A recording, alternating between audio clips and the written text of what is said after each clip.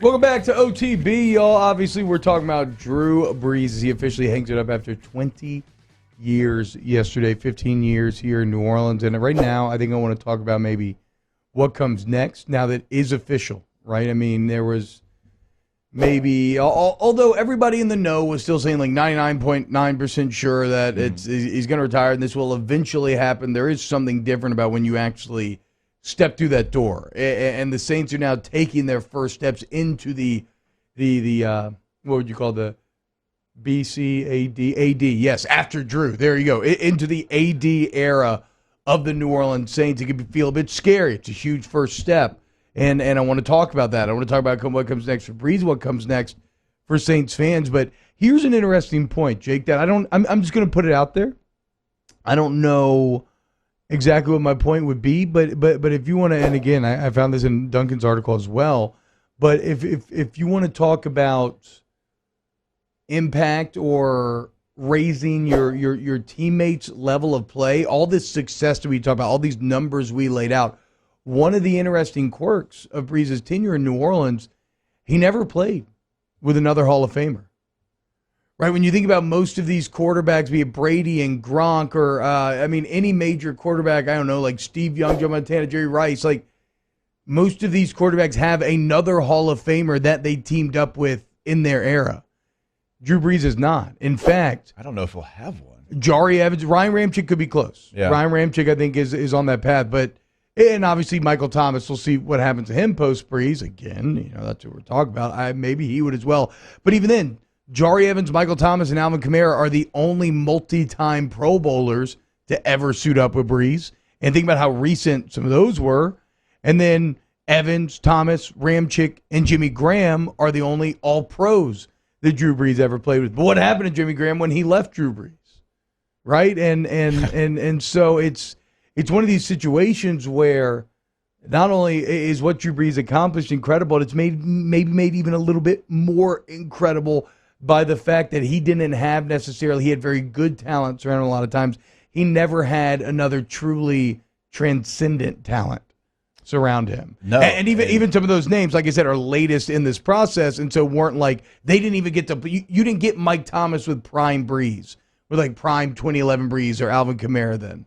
What's crazy is you could go back to his San Diego days, and he played with two Hall of Famers in San Diego and not going to play with any maybe potentially in New Orleans. Of course, Gates and LaDainian Tomlinson being the two that just come to my mind right off the top of the bat. So that's actually fascinating. Well, okay. I didn't even realize that. Now that we talk about it out loud, though, and we randomly had this conversation recently, if you have something to say about it, maybe he'll finally have a Hall of Fame teammate to claim if Darren Sproles makes the Hall of Fame. Yeah, I'm trying. I know you're advocating. I know you're trying to have the campaign. But again, I guess I just bring that up, say just respect what Drew Brees has been able to do in his career. It's nothing short of incredible. So what comes next? Because here's where I get a little freaked out.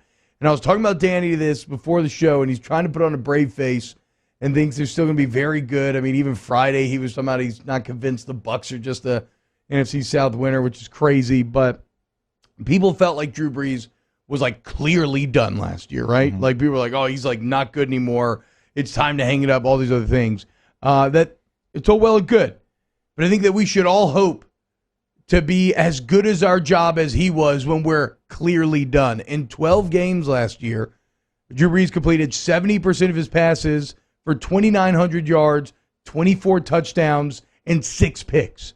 Like, that is a stat line that if you were to extrapolate into a full 16-game season, you would take that from any of your quarterbacks. Like, if you would take that as a starting quarterback in a vacuum. The problem is he was being judged against the heights of his past.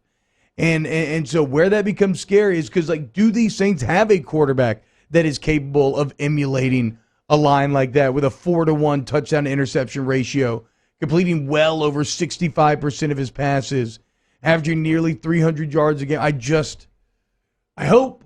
We know Jameis Winston can do volume.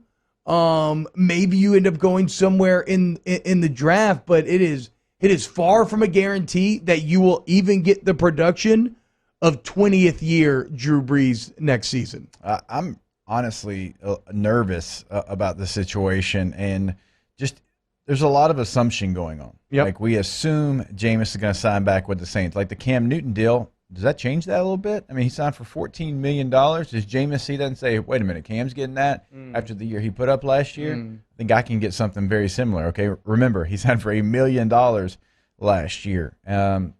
With Taysom and his restructure right now, what are his goals? Like, what does he want to do? What's he saying behind closed doors? Does he want an opportunity to try to go and win this job? I mean, when you look at the quarterback rating, he had a 98 quarterback rating last year. I realized there was improvement that needed to be made, but there was still something there. So if Jameis doesn't sign back, if Taysom's the only guy, and you draft, like, if Jameis just outprices himself for the Saints, and they draft a quarterback, I mean, that's really nerve-wracking. Even if Jameis does sign back, that's nerve-wracking. That's a lot of unknown. Yeah, exactly. Even so that's the crazy point, right? Is that we've reached a point now where Jameis Winston is the great hope. Yeah. And he was on your roster last year and did not start the games when Drew missed. And a couple of years ago, Saints fans, if you're all being honest with yourself, what did you think about Jameis Winston? Be honest, right? I mean, we're all cracking up. He's eating the W in the dome. He's throwing picks left and right. None of y'all thought he was any good. But in your time of need, your perspective changes. I get it.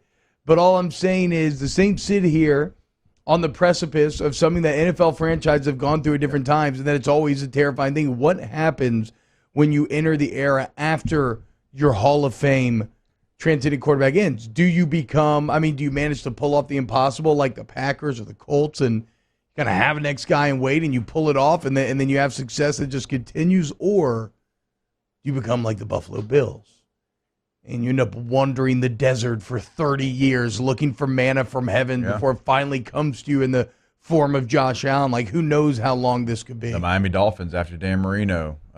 They still haven't found the answer. The Broncos right now after Peyton Manning. I mean, we've seen examples of being at the highest of highs after you lose your quarterback, still just struggling to find that guy. And I know a lot of people can say, well, wait a minute, that's not the only options. You can still trade for a quarterback. And I'm not in that belief right now that you can just give up the farm for a quarterback right now. Like, you can't give everything to another team because you've already sacrificed so much to try to get under the salary cap. You've already let go of really good football players. And so when someone sits up here and like, everything's on the table, take everybody, it doesn't matter, just so we can get a quarterback, who's he going to throw to? Yeah. Right? Who's going to block for him, right?